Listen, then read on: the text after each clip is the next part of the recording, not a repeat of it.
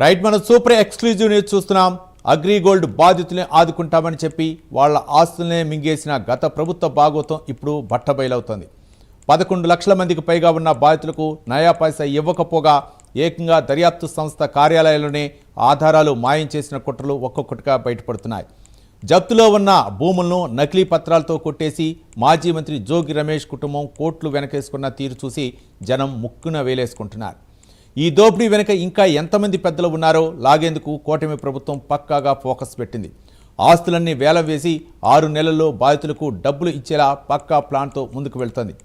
ప్రతి 15 రోజులకోసారి మంత్రుల ఉపసంఘం దీనిపై రివ్యూ చేస్తూ బాధితుల్లో సరికొత్త ఆశలు నింపుతోంది.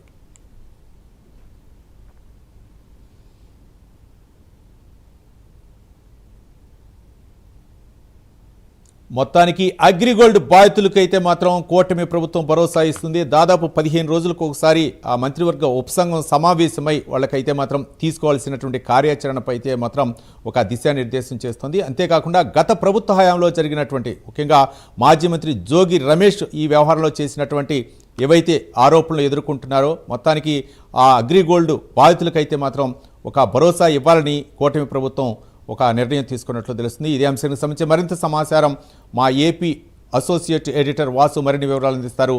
వాసు, రవి, సంవత్సరాల తరబడిన చూర ఆ అగ్రిగోల్డ్ బాధితుల సమస్య అయితే పరిష్కారం కావట్లేదు.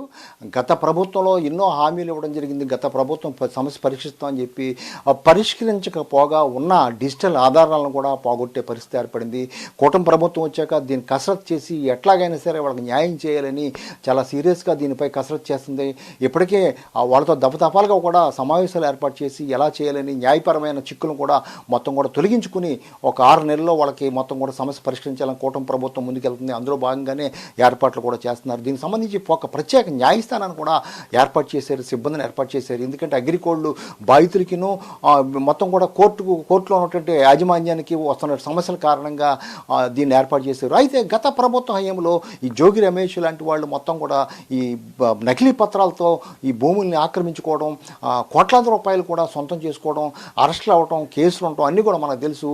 అంతేకాక సిఐడి దగ్గర ఉన్నటువంటి డిజిటల్ ఆధారాలు డిస్కులను కూడా వాళ్ళు మాయం చేశారంటే మరి ఎవరు చేశారు, ఎందుకు చేశారు, ఇదంతా కూడా ఎలా జరిగింది అనేది అర్థం కావట్లేదు.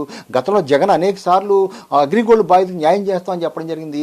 గత ప్రభుత్వ హయాంలో ఇచ్చినటువంటి 800 కోట్లలో కూడా దాదాపు అరాకొర వాళ్ళకి వెళ్ళి తప్ప మిగిలినవన్నీ కూడా మొత్తం నకిలీ ఖాతాలు పెట్టి వాళ్ళందరూ కూడా కొంతమంది తీసుకోవడం జరిగింది ఆరోపణలు ఉన్నాయి. ఈ నేపథ్యంలో దాదాపు 8 రాష్ట్రాల్లో మొత్తం కూడా 11,57,000 మంది మొత్తం కూడా అగ్రిగోల్డ్ బాధితులు ఉన్నారని ఒక అంచనా వచ్చింది.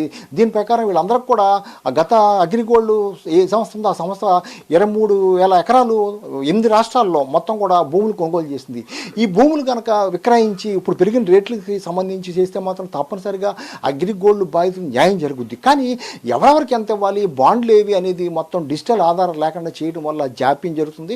అవి కూడా సేకరిస్తున్నారు. అందుకే సంబంధించి ప్రత్యేకమైన కోర్టు కూడా ఏర్పాటు చేయడం జరిగింది. ఇందులో భాగంగా దాదాపు అగ్రిగోల్డ్ బాధితులు అందరూ కూడా దాదాపు 4,000 కోట్ల వరకు, సుమారు 4,000 కోట్ల వరకు ఇవ్వాల్సి ఉండగా అందులో 2,000 కోట్ల వరకు కూడా ఇప్పటికి బాధితులు దీనికి బాండ్లకు సంబంధించి ఏజెంట్ల దగ్గరే ఉండిపోయే పరిస్థితి ఏర్పడింది.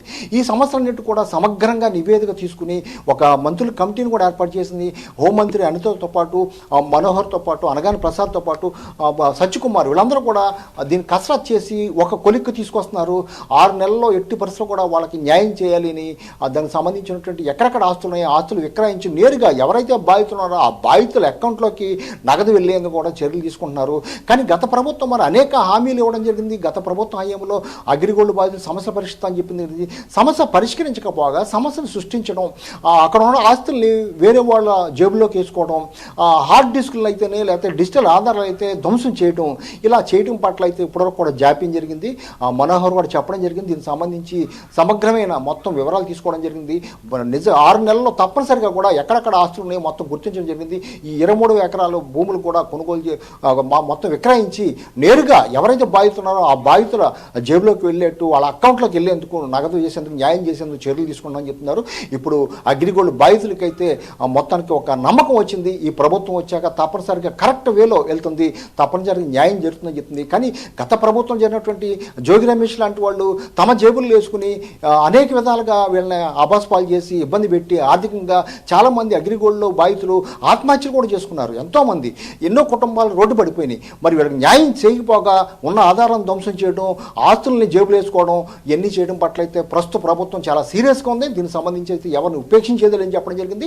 ఒకవైపు ఆధారం సేకరించడం, బాధితులు న్యాయం చేయడం, ఈ ధ్వంసం చేసిన వాళ్ళపై చర్యలు తీసుకోవడం, అందుకు తగ్గట్టుగా ప్రభుత్వం వ్యవహరిస్తుంది. ఏదేమైనప్పుడు కూడా 6 నెలలు అయితే వాళ్ళందరూ కూడా న్యాయం చేసేందుకు ప్రభుత్వం సిద్ధమవుతుందని చెప్పొచ్చు. Ravi, right, thank you Vasu.